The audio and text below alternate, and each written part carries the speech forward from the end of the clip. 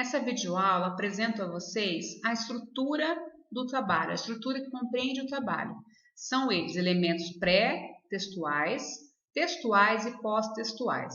Eles são classificados como obrigatórios e opcionais. Então, vamos a eles. Os pré-textuais, como o próprio termo já diz, antecedem o texto, mas são extremamente importantes ali para identificar, tá? Inclusive para contribuir, para informar, tá? E até para mostrar como é que está organizado esse trabalho. Os elementos pré-textuais, a capa, folha de rosto, folha de aprovação, dedicatória, agradecimento, resumo, em língua vernácula, as palavras-chave, resumo em língua estrangeira, geralmente em inglês, sumário, lista de abreviaturas, tabelas, siglas e por aí vai, tá? De acordo com a estrutura do trabalho. Então, vamos.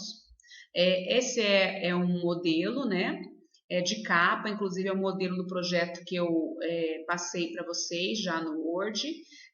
Vocês podem ver em cor preta, nome do autor, título e cidade, são informações que vocês devem colocar ali, substituir com o vosso nome, o título do vosso projeto, Novo Horizonte 2020, e os itens em azul são itens para identificar como deve estar formatado a vossa capa, tá? Após vocês colocarem as informações, apaguem os itens em azul, tá?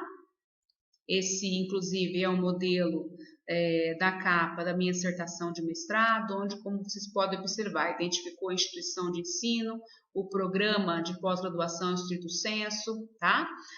O departamento, se for o caso, o título da minha dissertação, o meu nome, identificando o autor, a cidade e o ano que foi escrito essa dissertação.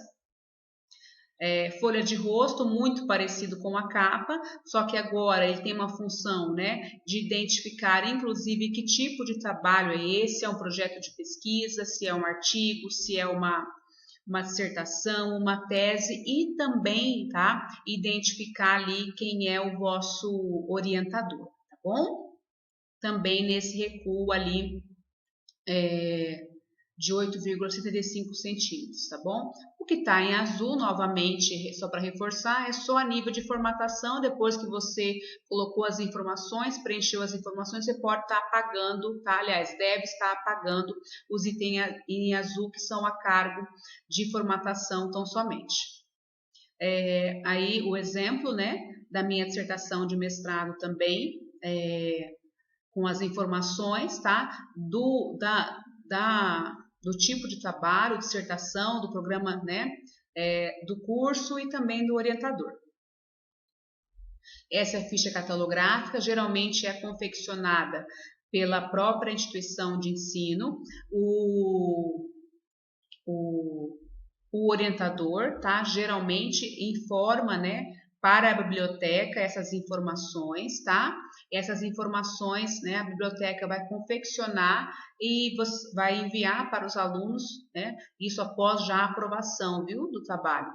Após o trabalho ter sido apresentado, vai estar no verso da folha de rosto, são as informações acerca ali do trabalho, tá? E subsidiadas também pela ata de apresentação do artigo de vocês, tá? Do artigo, da dissertação, enfim. Esse é outro documento, a folha de aprovação, também subsidiada pela ata de apresentação, tá?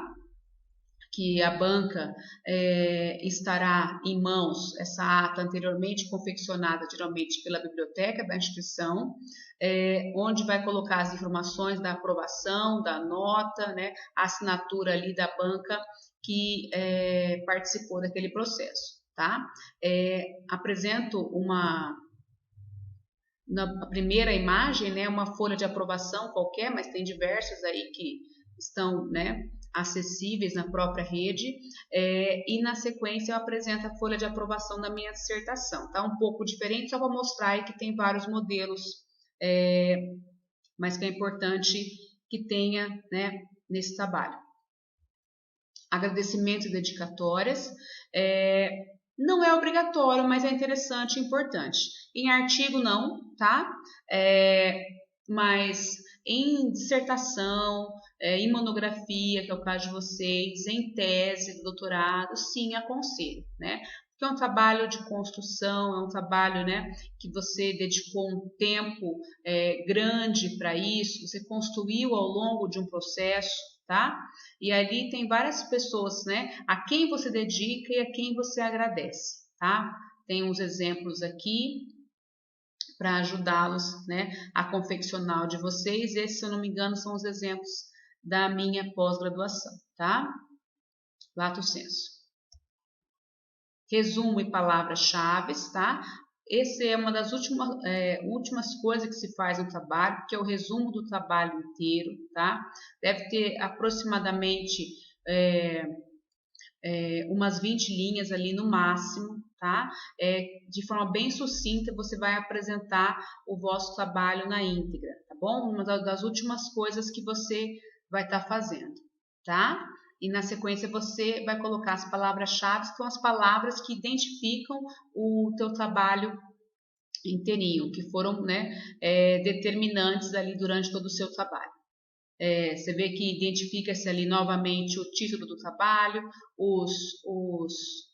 os autores, né? Inclusive se coloca até as informações a ser, como vocês podem ver na nota de rodapé, né? Que tipo de graduação né? Inclusive também se coloca do orientador, caso necessário, tá bom? O abstract, tá? Que é o resumo, né? Geralmente em inglês, tá bom? E as palavras-chave também em inglês na sequência. O sumário, que é extremamente importante, né? Não é obrigatório, aliás, nem aconselhável em artigo, tá? Não é utilizado em artigo, mas os demais trabalhos sim, tá? Então, ele vai ter o objetivo de organização. A pessoa que vai, né, ler o seu trabalho, até mesmo você vai procurar, por exemplo, eu quero ir direto no estudo de caso. Então, o estudo de caso está na página 38, né? Então a pessoa vai até lá para fazer. Então é extremamente importante para a organização e a apresentação do vosso trabalho, tá? Uma coisa que você já deve fazendo para ajudá-los, no próprio Word você já vai organizando isso de forma automática, que aí se for atualizando, isso vai fazendo também automaticamente falando. Você vai em referência, vai adicionar sumário, que vai te auxiliar muito nesse processo, tá? Lista de tabelas e abreviaturas você, né, poderá estar utilizando caso tenha no seu trabalho, tá? Você pode, inclusive, né, colocar lista de ilustrações caso você tenha, né, várias figuras e imagens dentro do seu trabalho, ok? Caso, então, você tenha ali fotos, né, uma coisa que você pode estar utilizando aqui por meio, né, dessa listagem, aconselho. Então, você pode observar que, por exemplo, a figura 1, organograma do Ministério da Educação. Então, essa figura vai estar lá, tem que ter uma nomenclatura, tem que ter uma numeração no corpo do trabalho, isso é muito importante, tá?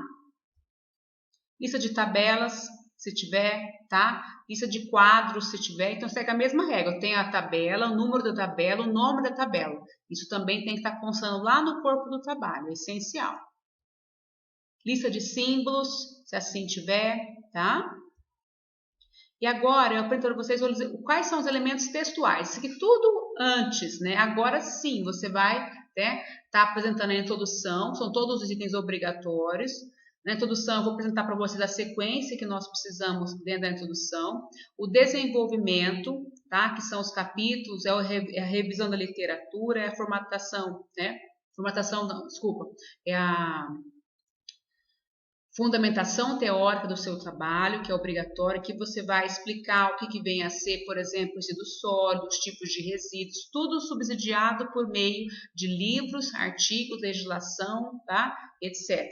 E a conclusão, ok? São elementos obrigatórios aqui dentro de elementos textuais. Na sequência, apresento para vocês os itens que, né, devem estar na sua introdução, ok? Se for o caso, tá? Se for o estudo de caso, vai ter que caracterizar a empresa, o ambiente, né? Apresentar a situação problemática, né, da pesquisa, nós já falamos isso anteriormente, as informações que dimensionam a problemática, tá? Nesse caso, por exemplo, se for uma questão de satisfação de cliente, apresenta, por exemplo, né, algumas informações sobre os problemas, né, que estão que geram, né, um atendimento ineficaz em uma empresa, né? Apresente, por exemplo, os objetivos geral e específico do projeto, né? Nós já falamos sobre isso anteriormente também. Justifique a importância desse projeto, tá? Por meio da oportunidade ou viabilidade ou importância desse projeto. No modelo que eu enviei para vocês no Word, tem inclusive, tá? E mais para frente também a gente volta a falar sobre cada um desses tópicos para ficar mais claro a minha explicação a vocês. E no modelo também tem a explicação, tá? Inclusive está em azul de cada item. Também passo para vocês também, mais para frente. Os elementos pós-textuais são as referências bibliográficas, tá? Hoje em dia nem se usa o termo mais bibliográficas, e sim referências, pela quantidade de artigo de legislação e outras fontes que se pode estar utilizando, tá? O glossário, que seria, por exemplo, como se fosse um dicionário dos termos técnicos, né? Ou pouco utilizados durante o trabalho, é opcional, tá? Isso caso tenha necessidade ou não. Apêndice é um documento da vossa realização, ou seja, o autor que realizou, né, uma tabela, por exemplo, né, que não cabe no corpo do texto, mas você poderia colocar ali, também é opcional. O anexo é algo que você utilizou, mas que outro autor que confeccionou, tá? Entra como anexo. Então, a grande diferença aí de apêndice e anexo o anexo é algo, né, de outro autor, e o apêndice, né, foi você que realizou, tá? Mas tem essa diferença que é importante deixar bem claro aí. E o índice, né? Mas o índice é como se fosse um sumário, mas como você tem o sumário lá na frente, é desnecessário você estar colocando isso no final do trabalho, mas só a nível de informação para ajudá-lo nesse processo, tá? Então, na sequência, eu vou explicar para vocês, tá, a fundamentação teórica já no outra videoaula, que é um dos maiores desafios dentro de uma pesquisa, como você vai contextualizar, né, teoricamente falando, a vossa investigação, tá? Muito obrigada.